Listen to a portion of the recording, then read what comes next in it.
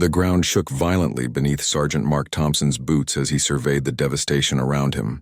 The 7.2 magnitude earthquake had struck the remote Afghan village just hours earlier, leaving buildings crumbled like broken toys and families desperately searching through the rubble for their loved ones.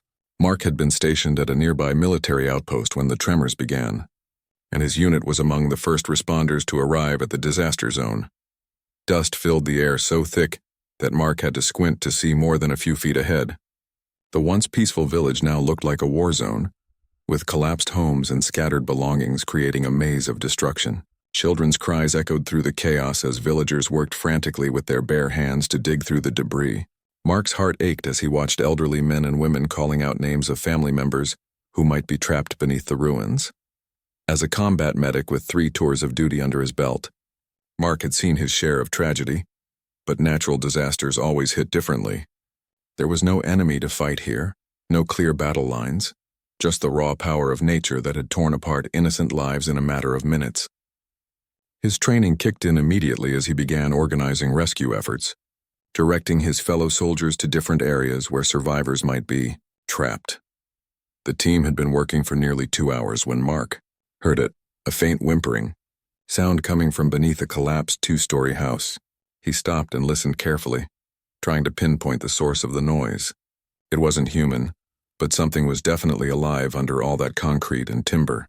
The other soldiers were focused on a nearby building where they had heard human voices, but Mark couldn't ignore the desperate sounds coming from the rubble.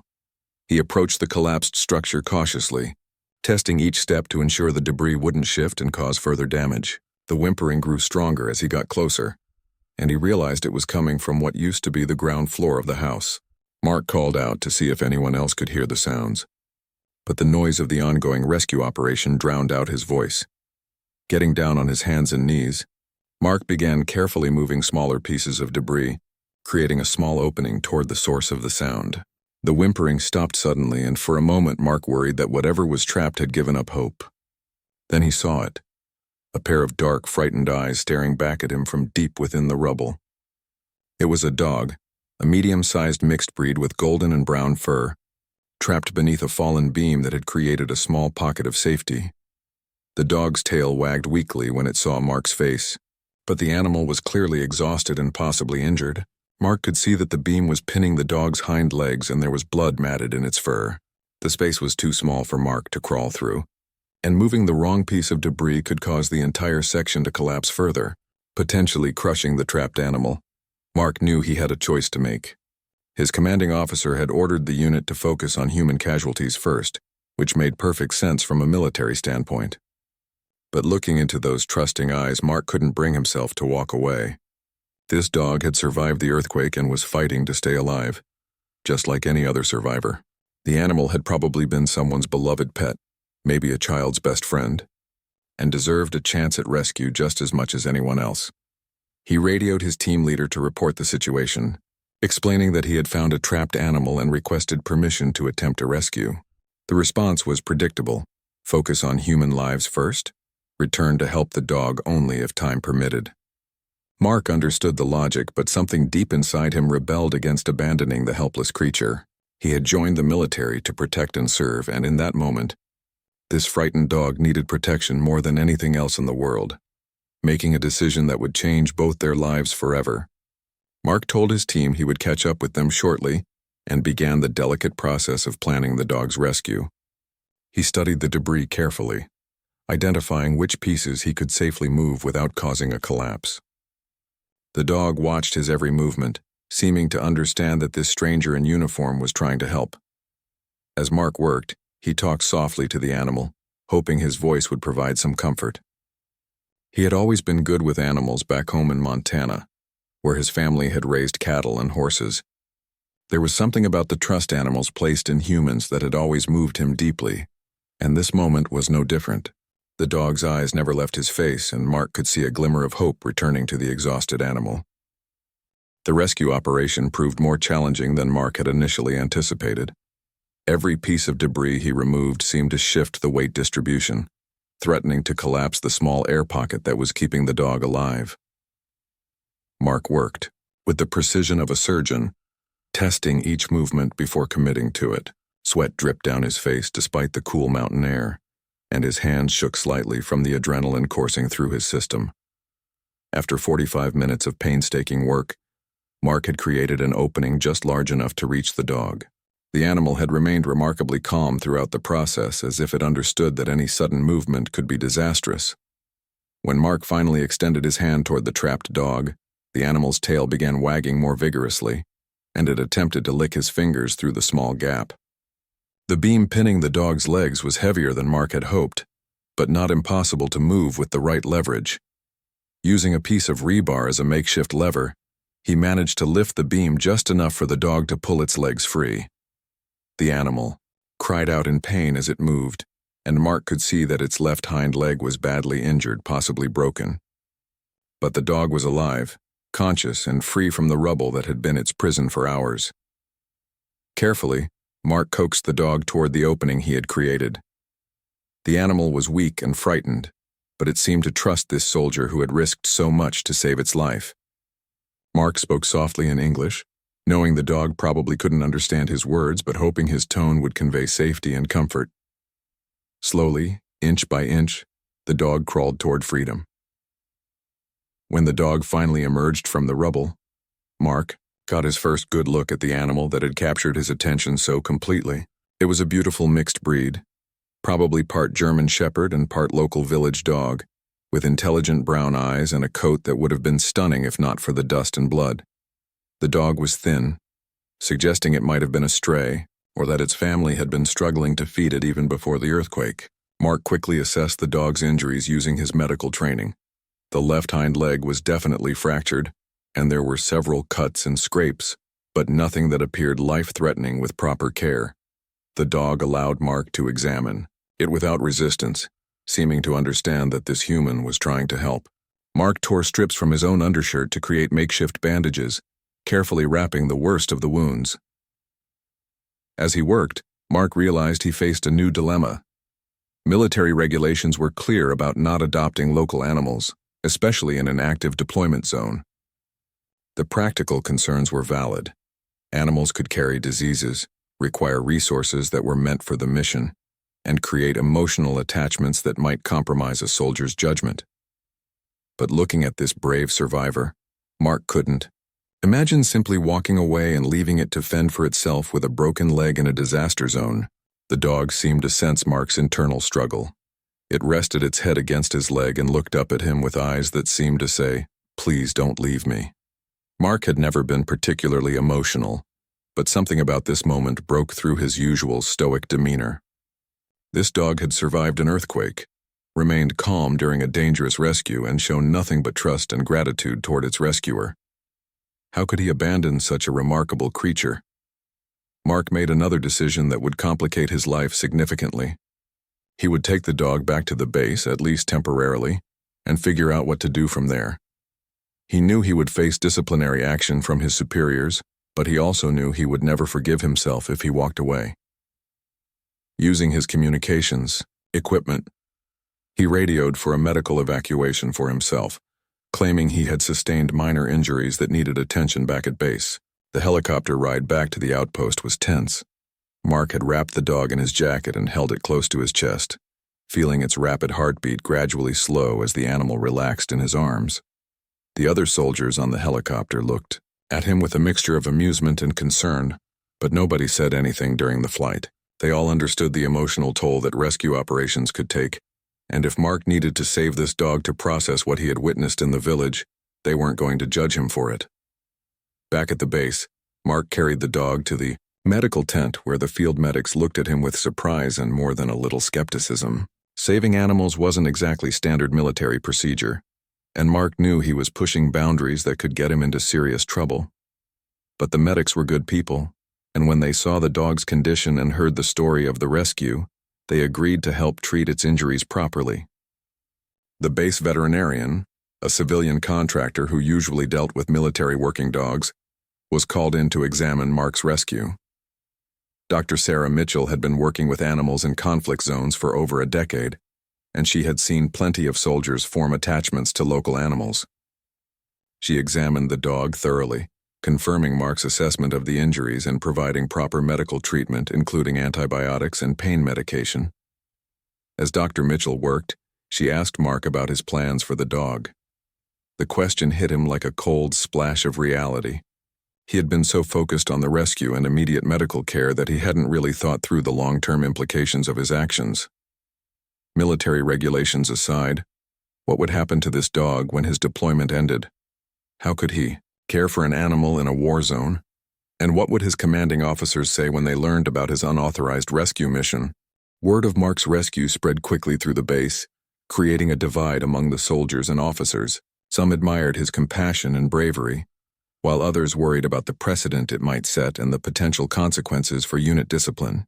Mark found himself called into his commanding officer's tent the next morning, fully expecting to face serious reprimands for his actions. Colonel James Rodriguez was a career military man who had served in multiple combat zones and understood the psychological pressures that soldiers faced during deployment. When Mark entered the tent, he found the colonel sitting behind his desk with a folder open in front of him. The dog, whom Mark had decided to call Lucky, was resting in a makeshift bed nearby, its injured leg properly splinted and bandaged. The conversation that followed was more complex than Mark had anticipated. Colonel Rodriguez acknowledged that Mark had violated protocols by prioritizing an animal rescue over his assigned duties, but he also recognized the exceptional circumstances and Mark's exemplary service record. The colonel had received reports from the village rescue operation indicating that Mark's team had successfully saved 3 human lives before he had diverted to help the dog, which helped put his actions in a more positive light. However, military regulations were clear about unauthorized pets on base, and the colonel explained that Lucky could not remain indefinitely. Mark would have 30 days to find a solution, either arrange for the dog to be adopted by local civilians or find a way to have it transported back to the United States. The alternative would be to surrender Lucky to local authorities, which in a war-torn region might essentially amount to a death sentence for the injured animal. Mark spent the following weeks researching his options while caring for Lucky during his off-duty hours. The dog's personality began to emerge as it recovered from its injuries. Lucky was intelligent, loyal, and surprisingly well-behaved for a dog that had likely lived as a stray. It seemed to understand the military environment instinctively, remaining quiet during important operations and staying close to Mark whenever possible. The bond between soldier and dog deepened with each passing day. Lucky would wait patiently outside the mess hall during meals, follow Mark on his rounds when permitted, and sleep curled up next to his cot at night. Other soldiers began to warm up to the dog as well, and Lucky became an unofficial mascot for Mark's unit. The dog's presence seemed to boost morale among the troops, providing a welcome reminder of home and normalcy in an otherwise stressful environment. Mark learned that bringing a dog back to the United States from Afghanistan was possible but extremely complicated and expensive. The process required extensive veterinary examinations, vaccinations, quarantine periods, and thousands of dollars in transportation and documentation fees. As a young sergeant, Mark didn't have the financial resources to cover these costs on his own, and military regulations prohibited him from using official channels for personal pet transportation. Dr. Mitchell, the veterinarian who had treated Lucky, became an unexpected ally in Mark's efforts to find a solution. She had witnessed many similar situations over the years and understood both the emotional significance of the human-animal bond and the practical challenges involved in military animal rescue. She offered to help Mark navigate the complex process of international animal transportation and even agreed to waive some of her fees for Lucky's continued medical care. As the 30-day deadline approached, Mark grew increasingly desperate. He had explored every option he could think of, from local adoption to animal rescue organizations, but nothing had worked out. The local population was struggling to feed themselves and their own animals after the earthquake, making adoption unlikely. International animal rescue groups were overwhelmed with similar requests from soldiers throughout the region. Lucky seemed to sense Mark's growing anxiety and began displaying signs of stress as well. The dog would whine when Mark left for duties and had difficulty settling down at night. It was as if Lucky understood that their time together was limited and feared being abandoned again. This emotional connection made Mark's situation even more heartbreaking as he realized that his rescue efforts might ultimately result in more trauma for the animal he had tried to save. With only a week left before the deadline, Mark received unexpected news that would change everything. A military working dog handler named Sergeant Lisa Park had heard about Lucky's story and approached Mark with an unusual proposal. She explained that military working dogs sometimes needed to be retired from active duty due to age or injury, and there were established protocols for handling such situations. If Lucky could be officially classified as a potential military working dog candidate, even temporarily, it might provide a legal pathway for the dog to remain on base while longer-term solutions were explored. The proposal was risky and would require bending several regulations, but it offered hope where none had existed before. Mark would need to convince his superiors that Lucky possessed qualities that could make it valuable as a working dog, despite its injury and lack of formal training.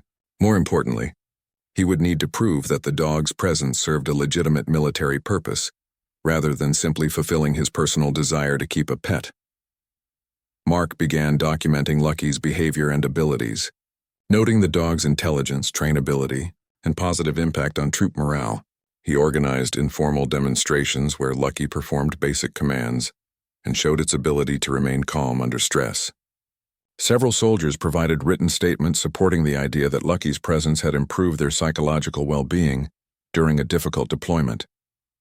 The plan was far from guaranteed to succeed, and Mark knew that failure would likely result in more severe consequences than his original violation of protocol. But looking at Lucky's trusting eyes and remembering the moment when he had first seen the dog trapped beneath the rubble, Mark knew he had to try everything possible to honor the commitment he had made during that rescue. The presentation to classify Lucky as a potential military working dog took place in the base conference room on a sweltering afternoon. Mark had prepared extensively, gathering documentation about Lucky's behavior, medical records showing the dog's recovery progress, and testimonials from fellow soldiers about the positive impact the animal had made on unit morale. Colonel Rodriguez presided over the meeting, accompanied by 2 other officers and Dr. Mitchell, who had agreed to provide professional assessment of Lucky's capabilities.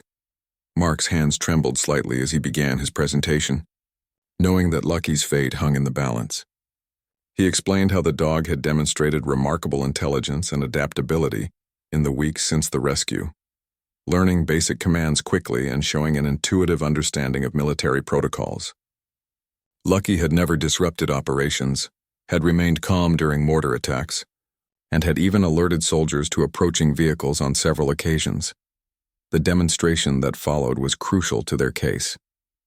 Mark had spent hours training Lucky to perform basic obedience commands, and despite the dog's injured leg, it executed each task with precision and enthusiasm. Lucky sat, stayed, came when called, and even performed a basic search exercise where it located hidden objects using its sense of smell. The officers watched with growing interest as the dog displayed abilities that suggested natural aptitude for military work.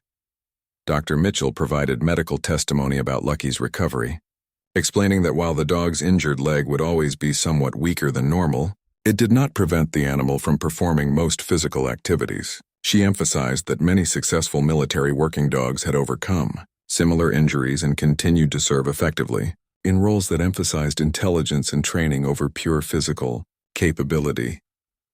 The most compelling part of the presentation came when several soldiers testified about Lucky's impact on their mental health and unit cohesion. Corporal Martinez explained how the dog's presence had helped him cope with anxiety attacks that had begun after a roadside bomb explosion. Private Johnson described how Lucky had become a source of comfort for soldiers dealing with homesickness and stress. Even the usually stern Master Sergeant Williams admitted that the dog had brought a sense of normalcy and joy to the base that had improved overall morale. After 2 hours of presentations and discussions, the officers retired to deliberate while Mark waited anxiously outside with Lucky. The dog seemed to sense the importance of the moment and remained unusually still and quiet, as if it understood that its future was being decided. Mark scratched behind Lucky's ears and whispered reassurances, though he wasn't sure who needed the comfort more. When the officers reconvened, Colonel Rodriguez announced their decision with a measured tone that revealed nothing about the outcome.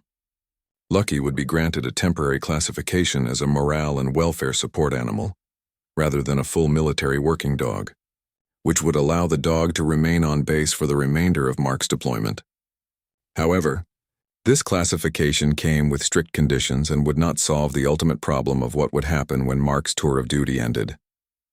The compromise bought Mark precious time, but also created new pressures. He now had approximately 4 months to arrange permanent solutions for Lucky's future, while maintaining the dog's status as a beneficial presence on the base. Any incidents or problems caused by Lucky would immediately result in the animal's removal, and Mark would be held personally responsible for all costs associated with the dog's care and eventual disposition. Mark threw himself into researching every possible option for Lucky's long-term future. He contacted animal rescue organizations, military veteran support groups, and even private individuals who specialized in helping soldiers bring animals home from overseas deployments. The process was frustrating and expensive, with most organizations having long waiting lists and requiring substantial upfront payments that Mark couldn't afford on his military salary. Meanwhile, Lucky continued to thrive in the military environment. The dog learned the daily routines of base life and became a beloved figure among the troops. Lucky would make rounds with Mark during his medical duties, providing comfort to wounded soldiers and helping to ease tensions during difficult moments. The dog's intuitive understanding of human emotions made it particularly effective at offering support to soldiers struggling with combat stress. One particularly memorable incident occurred when a young soldier named Private Thompson suffered a severe panic attack during a training exercise. Lucky immediately approached the distressed soldier and lay down beside him, providing a calming presence that helped Thompson regain control of his breathing and anxiety. The incident was witnessed by several officers and further strengthened Lucky's position as a valuable asset to the unit's psychological well-being.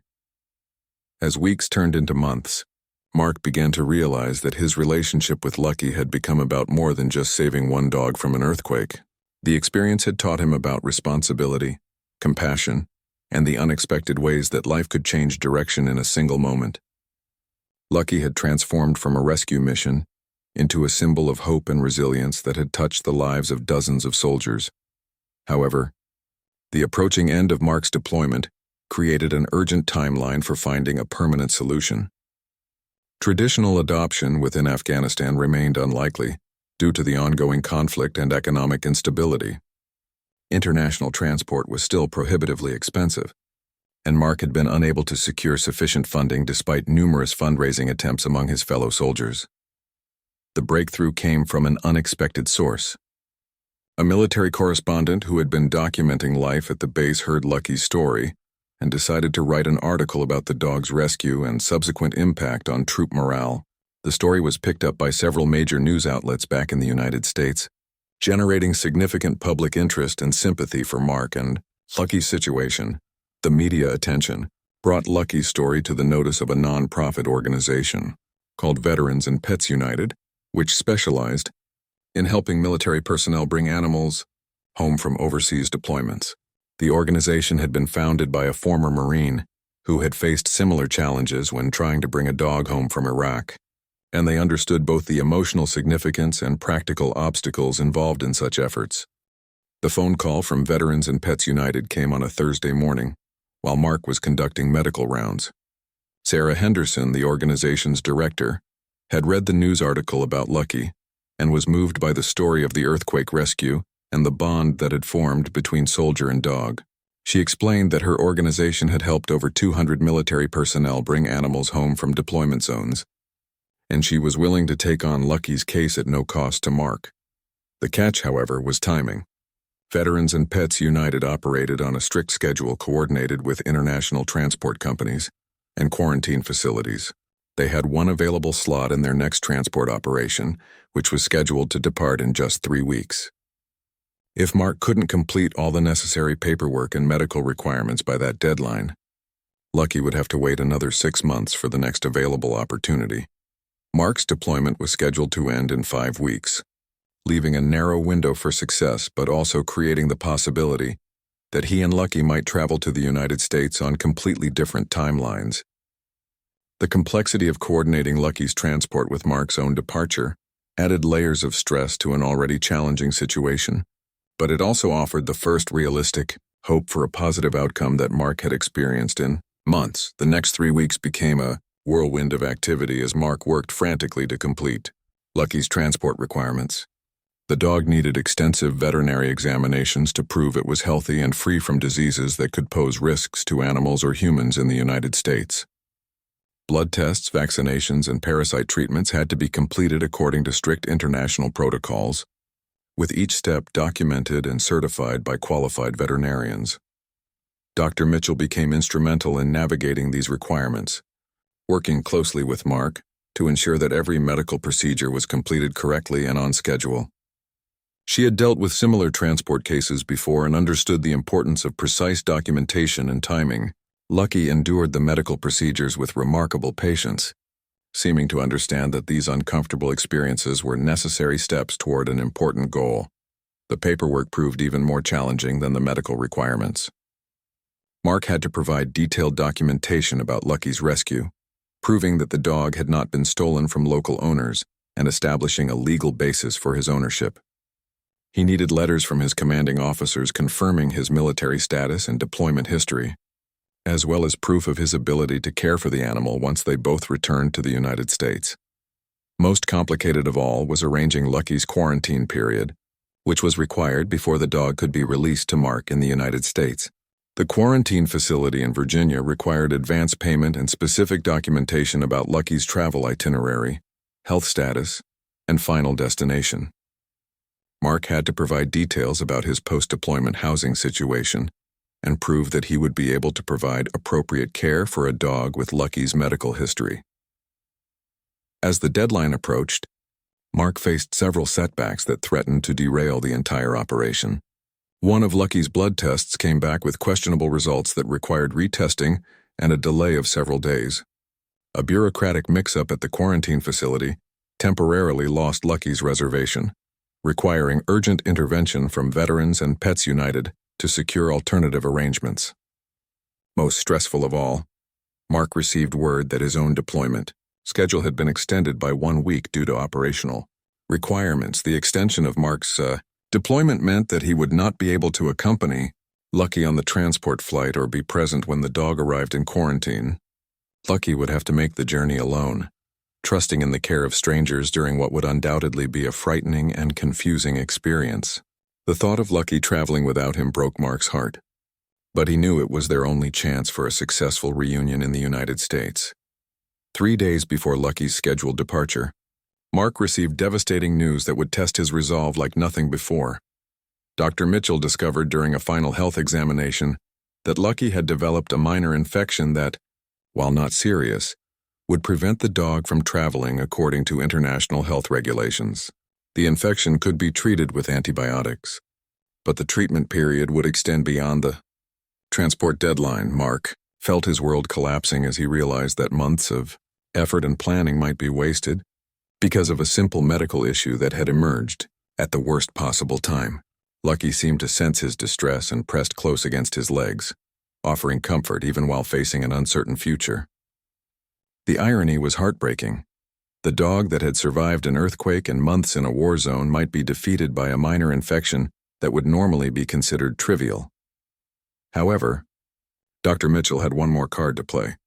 She contacted a colleague at the quarantine facility in Virginia who agreed to accept Lucky with the infection, provided that treatment continued during the quarantine period and that additional health certifications were provided. This arrangement was highly unusual and required special permissions from multiple agencies, but it offered a narrow path forward if all parties could agree to the modified terms.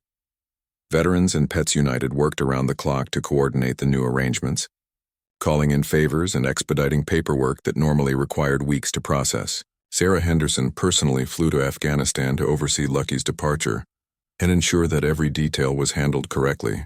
Her presence provided Mark with confidence that Lucky would receive the best possible care during the complex journey ahead. The night before Lucky's departure, Mark spent hours sitting with the dog outside the medical tent, where they had shared so many quiet moments over the previous months. He spoke to Lucky about their journey together, from the moment of rescue beneath the earthquake rubble to the upcoming separation that would hopefully lead to permanent reunion. Lucky listened with the attentive expression that had become so familiar, occasionally licking Mark's hand or nuzzling against his shoulder. Mark had prepared a care package for Lucky's journey, including the torn shirt he had used for the dog's first bandages, a favorite toy that other soldiers had made from parachute cord, and a letter explaining Lucky's story for the quarantine facility staff. He hoped these familiar items would provide some comfort during what would be a long and stressful journey for the dog. The morning of Lucky's departure arrived with clear skies and unusually calm weather, as if the universe was providing perfect conditions for the dog's journey home. Mark had barely slept the night before, alternating between excitement about Lucky's chance for a new life and anxiety about all the things that could go wrong during the complex transport process. He had checked and rechecked all the documentation, confirmed every detail with the transport coordinators, and said goodbye to Lucky dozens of times in his mind. Sarah Henderson from Veterans and Pets United arrived at the base before dawn to oversee the final preparations. She had brought a specially designed transport crate that would keep Lucky safe and comfortable during the long series of flights ahead. The crate was equipped with food and water dispensers, comfortable bedding, and identification tags that would ensure Lucky received proper care at every stop along the journey. As the time for departure approached, many of the soldiers who had grown fond of Lucky gathered to say their goodbyes. Each had been touched by the dog's presence in their own way, and Lucky had become a symbol of hope and resilience that had helped them cope with the stresses of deployment. Private Johnson presented Lucky with a handmade collar bearing the unit's insignia, while Corporal Martinez contributed a blanket that still carried familiar scents from the barracks. Dr. Mitchell administered a mild sedative to help Lucky remain calm during the first leg of the journey, carefully calculating the dosage to provide comfort without compromising the dog's health. She had coordinated with veterinarians at each stop along the transport route to ensure that Lucky would receive appropriate care and monitoring throughout the trip. Her professionalism and compassion had been crucial to making this moment possible. Mark carried Lucky to the transport vehicle personally, feeling the weight of responsibility and love that had defined their relationship since that first moment beneath the earthquake rubble. Lucky seemed unusually subdued, perhaps sensing the significance of what was happening. The dog looked back at Mark repeatedly as they walked, as if trying to memorize his face and scent for the journey ahead. Loading Lucky into the transport crate was one of the most difficult things Mark had ever done. The dog entered willingly, trusting Mark's guidance even though it clearly didn't understand why it was being confined. Mark knelt beside the crate and spoke softly to Lucky through the wire mesh, repeating promises that they would be reunited soon and that this separation was necessary for their future together. Sarah Henderson provided Mark with detailed information about Lucky's travel itinerary, including flight numbers, arrival times, and contact information for personnel at each location. She assured him that Lucky would be monitored continuously throughout the journey, and that he would receive regular updates about the dog's condition. The quarantine facility had been briefed about Lucky's special circumstances and was prepared to provide extra attention during his stay. As the transport vehicle pulled away from the base, Mark felt a mixture of relief and heartbreak that left him emotionally exhausted. He had done everything possible to give Lucky a chance at a new life, but the outcome was now beyond his control. The next few weeks would determine whether months of effort and love had been enough to overcome the enormous challenges of international animal transport from a war zone. The first update came 12 hours later, reporting that Lucky had traveled well on the initial flight and was resting comfortably at a transfer facility in Germany. The dog had eaten some food and was responding well to the care provided by the transport team. Subsequent updates over the following days painted a picture of a resilient animal, adapting remarkably well to an unprecedented journey. Mark's own departure from Afghanistan came 1 week after Lucky's, and the contrast between their travel experiences highlighted the dog's extraordinary courage. While Mark flew home on a comfortable military transport with familiar faces and clear understanding of what lay ahead, Lucky had navigated multiple flights, foreign countries, and unfamiliar handlers with nothing but trust and instinct to guide him. The reunion Mark had dreamed about for months finally took place at the quarantine facility in Virginia on a crisp autumn morning. Mark had driven through the night from his family's home in Montana, unable to sleep knowing that Lucky was so close. The facility staff had warned him that the dog might not immediately recognize him after the stress of travel and weeks of separation, but Mark felt confident that their bond would transcend any temporary confusion. When the facility staff brought Lucky out to the visiting area, Mark's heart stopped for a moment. The dog looked thinner than he remembered, and there was a wariness in its eyes that hadn't been there in Afghanistan. Lucky approached slowly, sniffing cautiously at Mark's extended hand. For several agonizing seconds, Mark wondered if the journey had been too traumatic, and if their connection had been lost. Then Lucky's tail began to wag, slowly at first and then with increasing enthusiasm as recognition dawned. The dog pressed against Mark's legs and looked up at him with the same trusting expression that had captured his heart during the earthquake rescue. Lucky whined softly and pawed at Mark's uniform, as if asking why they had been separated and expressing relief that they were together again. The reunion was everything Mark had hoped for and more. Lucky's health had improved during the quarantine period, with the minor infection completely resolved and his injured leg showing continued signs of healing. The quarantine staff reported that Lucky had been a model resident, adapting well to the facility routine and showing the same intelligence and resilience that had impressed the soldiers in Afghanistan. However, even as Mark celebrated this successful reunion, he knew that their journey together was far from over. Lucky would need time to adjust to life in civilian America, a drastically different environment from the military base where they had bonded. Mark himself was struggling with his own transition back to civilian life, dealing with the psychological after-effects of deployment while trying to establish a new routine that could accommodate Lucky's needs. The drive from Virginia to Montana gave Mark and Lucky their first extended time together in civilian settings, and the experience revealed both the strength of their bond and the challenges that lay ahead. Lucky adapted quickly to riding in Mark's pickup truck, seeming to enjoy watching the changing landscapes through the windows.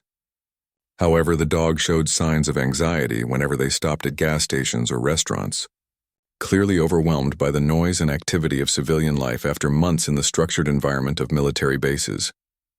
Mark had prepared his family's ranch for Lucky's arrival, setting up a comfortable space in the barn and ensuring that the property was secure enough to keep the dog safe while it adjusted to its new surroundings.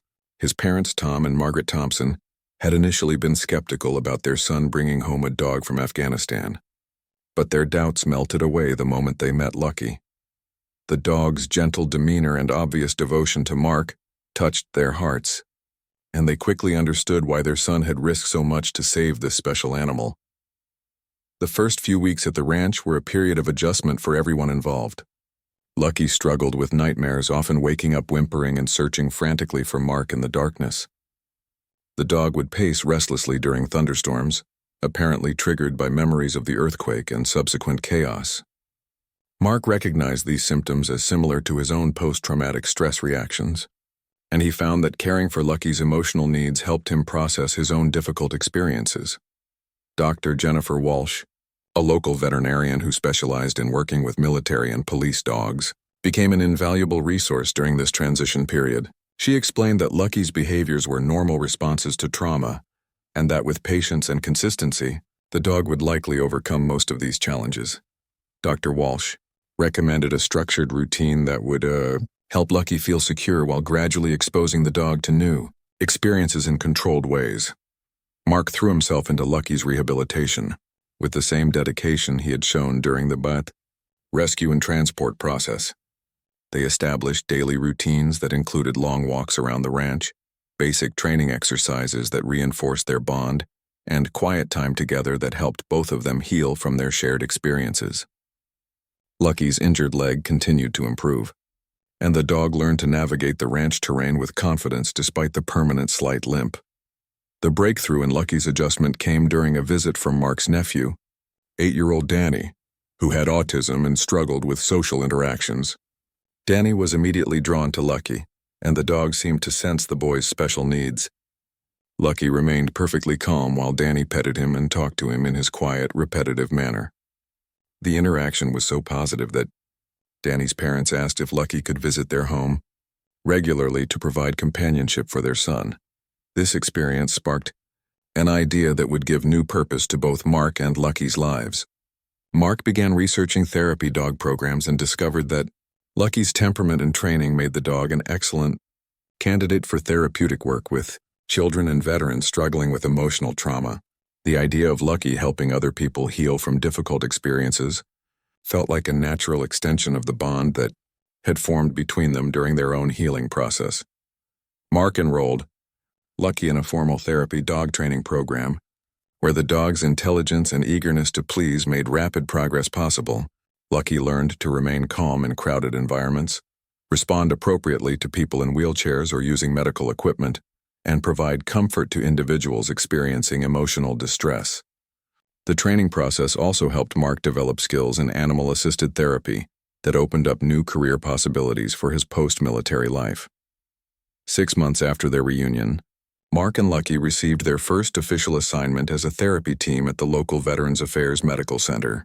Lucky's presence in the PTSD treatment ward had an immediate and profound impact on patients who had been struggling to engage with traditional therapy approaches.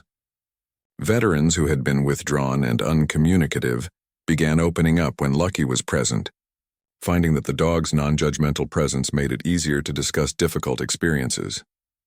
The success of their work at the VA center led to requests from other organizations, including children's hospitals, schools for special needs students, and nursing homes.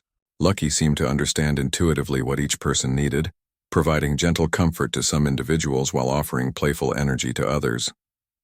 Mark watched with amazement as the dog he had rescued from earthquake rubble became a source of healing and hope for dozens of other people struggling with their own challenges. One particularly memorable case involved a young veteran named Carlos who had lost both legs in an explosion and was struggling with severe depression. Carlos had been resistant to all forms of therapy and was considering ending his life when he met Lucky during a routine visit to the VA center. Something about Lucky's own history of overcoming physical challenges resonated with Carlos, and he began asking questions about the dog's rescue and recovery. Over several weeks, Carlos and Lucky developed a special bond that helped the young veteran rediscover his will to live. Carlos began participating in physical therapy again, motivated by Lucky's example of adapting to disability without losing joy or purpose. The transformation was so dramatic that Carlos's family credited Lucky with saving their son's life, just as Mark had saved Lucky's life beneath the earthquake rubble. As their second anniversary approached, Mark reflected on the extraordinary journey that had begun with a desperate rescue operation in a war zone and had evolved into a calling that gave meaning to both their lives. Lucky had grown from a frightened, injured animal into a confident therapy dog, whose presence brought comfort to people facing their darkest moments. The dog's capacity for forgiveness, resilience, and unconditional love had not only healed Mark's own emotional wounds, but had also become a powerful force for healing in their community. The story that had begun with heartbreak and uncertainty had transformed into something beautiful and purposeful. Mark often thought about that moment when he had first seen Lucky's eyes staring back at him from beneath the rubble, and he realized that the rescue had been mutual from the very beginning. Lucky had saved Mark just as much as Mark had saved Lucky, and together they had discovered that the most profound healing often comes through helping others find their own path to recovery. Today, Mark and Lucky continue their work as a therapy team, touching lives and demonstrating the incredible power of the human-animal bond to overcome trauma and create hope where none had existed before. Their story serves as a reminder that sometimes the most important decisions we make happen in moments of crisis, and that love and compassion can transform even the most devastating circumstances into opportunities for growth, healing, and service to others.